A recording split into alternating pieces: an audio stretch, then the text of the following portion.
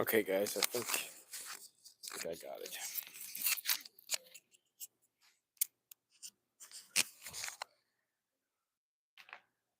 All right. Uh,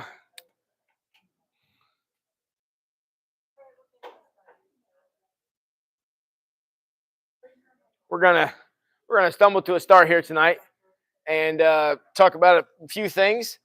We're gonna be looking at Genesis chapter 1. If you want to flip, I guess flip back to that because you can't go forward to there. So Genesis chapter 1.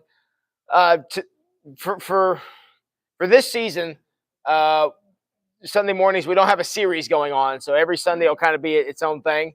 And as we're kind of journeying through the season of Advent, and this for Sunday, we're going to look at day number 6 of creation. So tonight, I want to look at the first 5 days, so we can kind of figure out how we got to where we're going. So there's a few notes I want to make, but one of the things you need to keep in mind is that there's some significant things, obviously, that go on in Genesis chapter 1.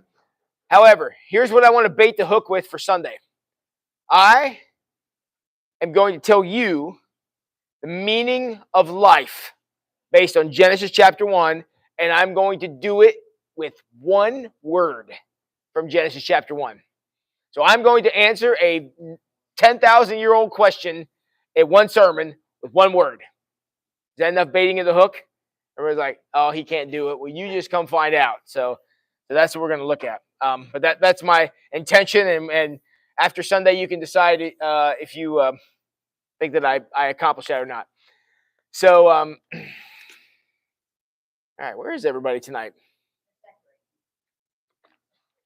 Yeah, I'm not 100% clear why we scheduled 2 things on Wednesday night. That was not good planning on somebody's part. So, all right, well we'll do this, and then Dr. Nutt's got some things to go with you as well. So, first of all, Genesis chapter 1, obviously the account of creation. How did we get here is the question that they were endeavoring to answer. And there's a few things that I'm going to need you to know or need to share with you about this. One thing is, what constitutes a day? Because that's one of the big questions in Genesis. I mean, 7 days of creation. So I would say in our modern context, when does tomorrow start? This is not a quick question. When does tomorrow start? Midnight plus 1 minute, okay? What time is that if you don't have a watch? Right? Yeah, that's right. So the problem we have is we have, honestly, think about it. We have a very arbitrary moment when tomorrow starts. It's some random second in the middle of the night for no apparent reason. We decide at that point it's tomorrow. Well, in the ancient world, when not everybody was wearing one of these things, they had to have a way to determine a day, and they actually did it very, very differently than we do. You know when their tomorrow started? Everybody guesses that, and everybody is wrong. Sun down. So when the sun went down, that was tomorrow. Okay? Now, let me tell you what that does. That changes your entire concept of what we do with our time, does it not? Because if time starts when the sun goes down, what do you begin your day with? Sleeping. Do you not? I mean, think about it. There were no electric lights back then. So unless you had a fire, it wasn't like this in here where I could just turn on the lights. No, back in those days, it got dark. So they didn't have a 24-hour mini marts or Walmart open all the time and any of that stuff. So for them, when the sun went down, the only thing you could do is go to sleep. Understand they also were much, much closer to the equator than we are, which means their sun up, sun down time was far more consistent than ours, where ours, it varies, like, especially with daylight savings time, varies like 19 hours or something. Back in those days, stayed pretty consistent because they were closer to the equator than we are. So they conceived of tomorrow happening when sun went down, and we're going to see that reflected in here in the way time is designated in each of the days of creation. All right, so questions about that? They began their day with sleeping. So you think about it, they began their day with rest, began their day at home, began their day with their family and their house and however they conceived of that. That was all there. And so that was the priority, because that was the first thing they did. Then halfway through their day, they would get up and go to work because the sun would come up. Go farm or shepherd or whatever it is they were doing. But so think about how that would change your thing of time. Most of us conceive of our day kind of getting started with sun up, so we run out and go do all this stuff. And by the time we get home at night, I mean, we're just beat. So you come home to your family, and what do you got left for them? You're just like, right? I mean, that's all you got left, because you're exhausted from a whole day of trying to, do what you're going to do. Right? I'm not the only one that does that, right? Okay. So you come home exhausted, and your family gets what's left over after you go do your important stuff for the day. They did that stuff first. And they rested, had time with their family, they get to have breakfast, and then they would go to work. And then work was over, they would come home and have time with their family and go to sleep. So you can see how the priority changes a little bit. So anyways, food for thought in our culture, where we pack way too much stuff in to the point that we don't get any of it done with any kind of quality. How their priorities are a little different. All right, so how did we get here? Genesis chapter 1, verse 1. In the beginning, God created the heavens and the earth. The earth had a problem. And what was it? The earth was formless and empty, and darkness covered the deep waters, and the Spirit of God was hovering over the surface of the waters. Somebody please close that door. Thank you. Okay, so what was there at this point? It was formless, empty, dark, chaotic. A lot of things happening. What you had is, whatever the space looked like, was lacking one very significant thing. Can you tell what it was? Well, it didn't have light. Even before that, it didn't have something else. It did not have order. It was completely crazy, right? Formless. Formless doesn't sound like anything with order. Empty doesn't sound like anything with order. Darkness doesn't sound like anything with order. Deep water certainly didn't have any order. So everything was kind of a mess, and it was chaotic, and it was crazy. So God came upon the scene and decided, well, let's start to put some order to this.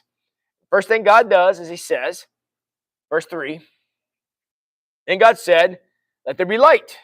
And there was light. And God saw that the light was good. And he separated the light from darkness. Light he called day, darkness he called night. And then watch how the day goes. Evening passed, morning came, and that marked the first day. So you see how the day came, the concept of a day works there. Now I have a question for you. What was created on the first day? That's not a trick question. Well, we have order to something very specific. Somebody over here already said it. Light? Yes. So in this darkness, the first thing we're going to put into order is darkness. And the way you put darkness in order is you turn on the light. My question is, how? And there's no answer to that one. That one is a trick question. But what did he do? Because I would encourage you to skip down to day 4 to see what he creates on that day. We're going to get to that. But sun, moon, and stars is day 4. So why was there light? And this is where we get to understand how God functions. There was light because God said there was. I mean, that's it, right? I mean, how do you win an argument with a 5-year-old? Well, that's what God said. That's where we leave it, right? Same thing as here. What was it? Was it fire? Was it? What was it? This light that was created? I don't know. But there wasn't some, and God said there was, and lo and behold, there it is. Now there's light. And he separated it into, the first thing that happened is he created what we know today. Today's a day. Every day has some darkness. Every day has some light. And that's the first thing that God put together. All right. Light was first. Verse 6, day 2. Then God said, let there be a space between the waters to separate the waters of the heavens from the waters of the earth. And that's what happened. God made the space to separate the waters from the earth and the waters of the heavens. And God called the space sky. And evening passed and morning came, marking the second day. Second day he created what? It starts with a S and rhymes with guy. Okay, that's a pretty good hint, wasn't it? So he created the sky. Again, more order, what you were talking about. The first day, he put light in order. Second day, he put space in order. So he pushed water up, he pushed water down to create a space in the middle that we know today as the space we're in right now. I mean, it's interesting on a. I know we haven't been able to do this for a while, but some points during the year, you can actually look up and the sky's actually blue. I know, just trust me, it happens sometimes. But that's not a coincidence. Do you know what you're looking at when you see that blue sky? What are you looking at? Look at water vapor, aren't you? That's why it looks blue. That's water vapor above your head. That's miles and miles of water vapor. It's, 4 or 5 miles up. And so that's what God did, is he pushed the water up and created evaporation, if that's how you want to look at it. But anyways, he created this expanse so that the water was, again, put in its place. And we're going to see that he's going to continue working on that on day 5. But the water was put in its place, so now there's a space in the middle for something to happen. We'll see what it is. Okay, so things were pushed back, and then we go on to day number 3, which starts in verse 9. Then God said that the waters beneath the sky float together into one place, so the dry ground may appear. And that's what happened. God called the dry ground land, and the waters he called seas. And God saw that it was good. Okay, so I think this is still the same day. Is it not? No, this is day 3. So yes, this is the beginning of day 3. Sorry, I was getting confused. So what he did is okay, so the water is down here on the ground, and all that water now is pushed back a little farther so that what comes up? Land, okay? We're kind of partial to that, being land lovers ourselves, right? So the water was, again, put in a space. There's a defined line where the water, we would like to stay there, called the shore. And all those boundaries are set up so that dry ground can appear and we can live on it and do things. So with this dry ground, God continues to work. Verse 11. Then God said, let the land sprout with vegetation, every sort of seed-bearing plant, and the trees that grow seed-bearing fruit. These seeds will then produce the kinds of plants and trees from which they came. And that's what happened. The land produced vegetation, all sorts of seed-bearing plants, trees with seed-bearing fruit, and the seed produced plants and trees of the same kind. And God saw that it was good, and evening past morning came. That's the 3rd day. So once the water got kind of put in its place, the dry ground came up, and the next thing God did is put vegetation. So we got plants and trees and flowers and vegetables and everything that bears fruit, or bears seeds, so that more may grow. See, God put together on this system, he put together a way for these things to sustain themselves. So yes, tree's going to fall down, tree's going to, going to build a house with it, going to build a fire with it or whatever, but another tree, going to take a while, but another tree is going to grow there. And those things can reproduce themselves. That's what God created there on the 3rd day. Make sure the land was sustainable for life. All right, so the first 3 days, you see a lot of ordering going on. First day and night was ordered. The second day, the waters were ordered, kind of pushed back to create space, the above water and below water. And then the 3rd day, that water was pushed back on the ground, pushed back a little farther. So now that we have the difference between land and sea. So we got all these things. And that's a very orderly thing. If for some reason, anytime any of those things go out of order, like tomorrow morning if the sun doesn't come up, we're going to be kind of upset about that. Or if, whenever the water doesn't stay where it belongs and it, ends up in your basement or something, you're not very happy about that. We like things in boundaries because things in boundaries don't break stuff. And but boundaries allow life to happen, and that's why God set these boundaries out. So that's the first 3 days, see a lot of boundary setting. Now, if you notice, as we start with day 4, the good Lord's going to go back through and kind of fine-tune some of these things. All right, so verse 14. This is day number 4. Then God said, let lights appear in the sky to separate the day from the night, and let them be signs to mark the seasons, the days, and the years. Let these lights of the sky shine down on the earth, and that's what happened. God made 2 great lights, the larger one to govern the day, and the smaller one to govern the night, and he made the stars. And God set these lights in the sky to light the earth, and to govern the day and the night, and to separate the light from the darkness, and God saw that it was good. And evening passed, morning came, marking the 4th day. Okay, so if you remember day one, God said, let there be light, and there just was. Well, on day number 4, we sort of get an idea where that comes from. So now you've got the sun, moon, and stars. So again, we're back to light. You see how day 4 relates to day 1, but these things are there to kind of govern the order that God was putting together. So now, whenever the sun comes out, you automatically know it's day, and when the moon comes out, you know, and the stars come out, you know it's night. So again, fine-tuning what he already did. All right, now we're going on to day number 5, which starts in verse 20.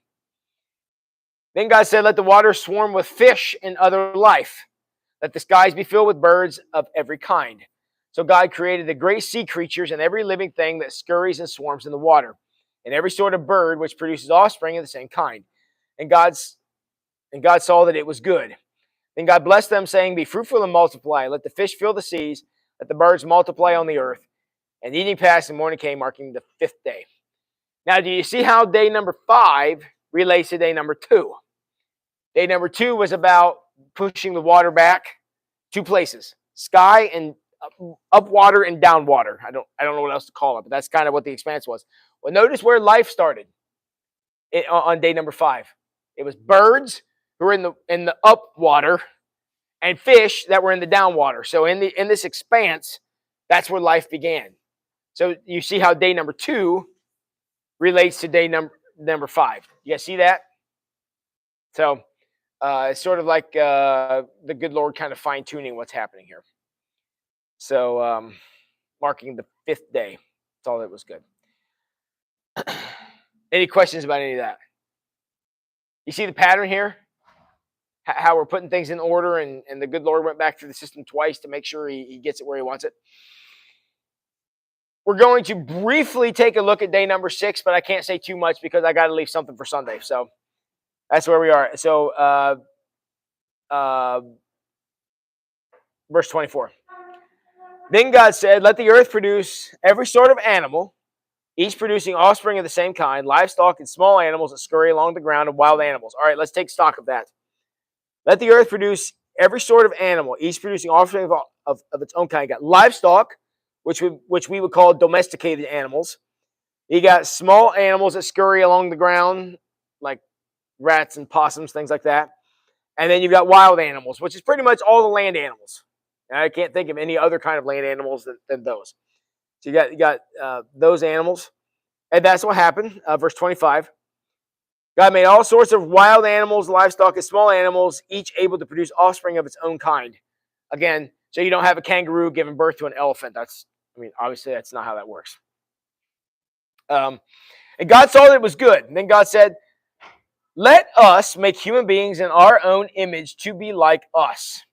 And they will reign over the fish of the sea, the birds of the sky, the livestock, and all the wild animals on earth, and the small animals that scurry along the ground. So he created human beings in his own image. In the image of God, he created them, male and female. He created them. Bible's pretty clear on that one. 2 genders, no more. I'm not saying no more about that. Verse 28, and God blessed them and said, be fruitful and multiply. Fill the earth and govern it. Reign over the fish of the sea, the birds of the sky, and all the animals that scurry along the ground. Then God said, look, I've given you every seed-bearing plant throughout the earth and all the fruit trees for your food. And I've given every green plant as food for all the wild animals, the birds in the sky, the small animals that scurry along the ground, everything that has life. And that is what happened. Then God looked over all he had made and saw that it was not good this time, but very good. And we might address that on Sunday. And evening passed and morning came, marking the 6th day. So, think of an example. If you ever watch a house being built, okay? If you've ever watched a house being built, or if you've ever participated in building a house yourself, I'm not going to stand here and say that I'm an expert on it, but one thing I do know is when you're building a house, you don't start with the roof, right? I am right about that, right? Any of you, Bill, am I good on that one? Okay, so we don't start with the roof, because if you start with the roof, all you're going to do is waste a bunch of stuff because it will never work. You start with the foundation, and that's exactly how God created the world. The first thing he needed was light. The next thing he needed was space. The third thing he needed was ground. The fourth thing he needed was order to that. So we got big lights in the day and little lights at night. Then we needed animals to occupy the water, to swim in the water and to fly in the water that's up. And then we needed the land to produce animals. And then once all that was done, we get to the point of the whole thing. And that's when men and women were put into the system. We know them as Adam and Eve from a little bit later in the passage. And they were put there. They were the point. They were why the creation was made. And they were put there for a specific reason, which we will get to on Sunday. So I can't give away everything for free. But that's what we're looking at is so why? So what was the point of that? And that's where the meaning of life comes from. So that's my I'll say my subtle bait of the hook for Sunday. You can debate whether it was subtle or not, but that's what we're going to look at. Is we're going to figure out. So God went through a lot of work. I mean, this is the Christmas season. We're going to be talking about next week, not this coming Sunday, the following Sunday, about how much more work God was doing, because it wasn't like he was done. Yeah, he rested on day 7, but it wasn't like he took the rest of forever off. There's a lot more to be told. In fact, Dr. Nutt here in just a second is going to talk to you about something that God did to build upon what was being created here, and it was a wonderful, wonderful thing. But the good Lord took a lot of patience and a lot of steadiness to be able to try to create something to do one very specific purpose, and that is to sustain life. And sometimes if you really, start to get very existential about things and thinking about why are things the way that they are, and start thinking about your place in the universe, yeah, the world's pretty tough, and it does a good job and stuff. But think about how delicate the system is here. Think about outside right now. Would you all think it was cold outside right now? Might not think it's cold outside. Okay.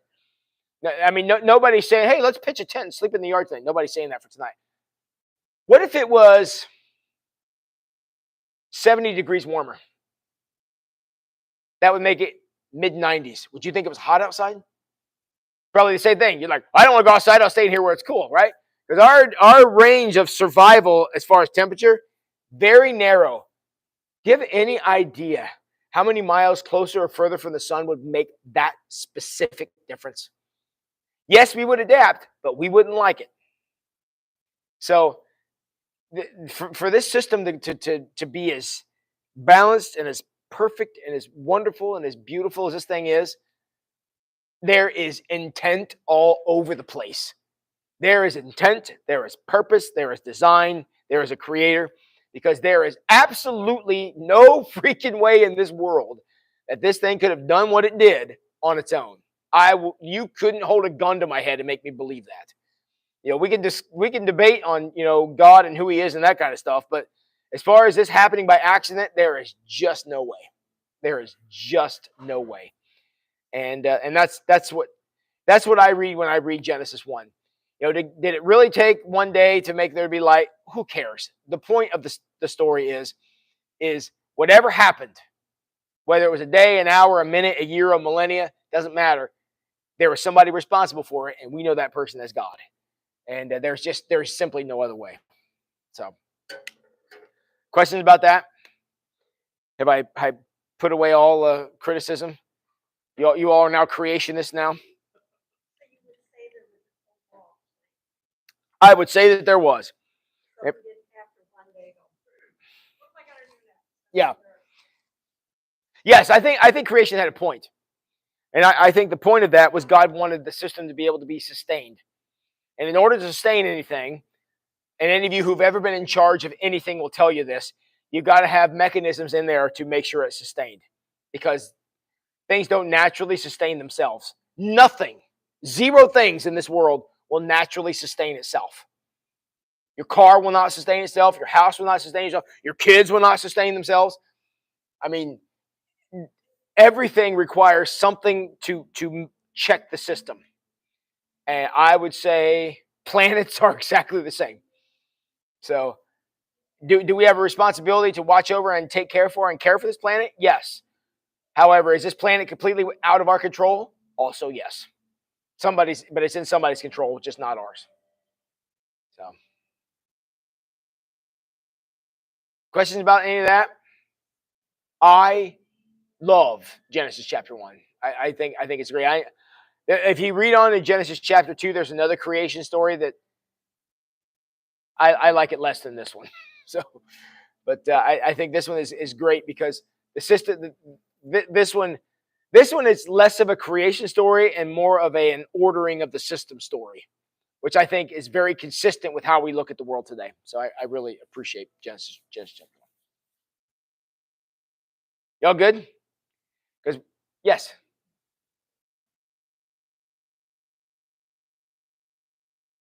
Yep. Who's us? You ever heard a king refer to himself? They always use plural.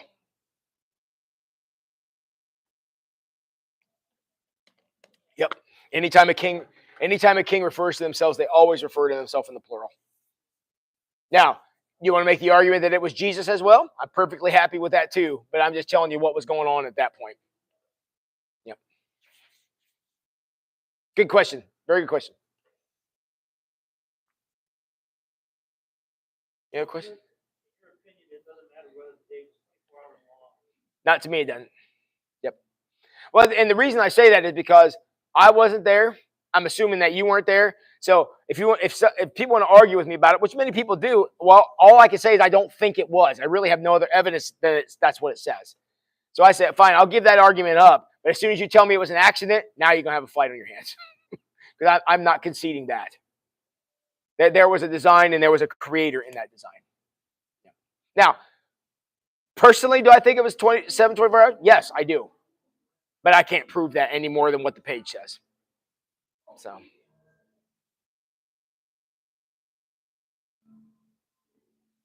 Any other questions? Thank you for asking questions. I appreciate getting to interact with you a little bit. So. And Noel, apparently. All right. Well, then what happens next?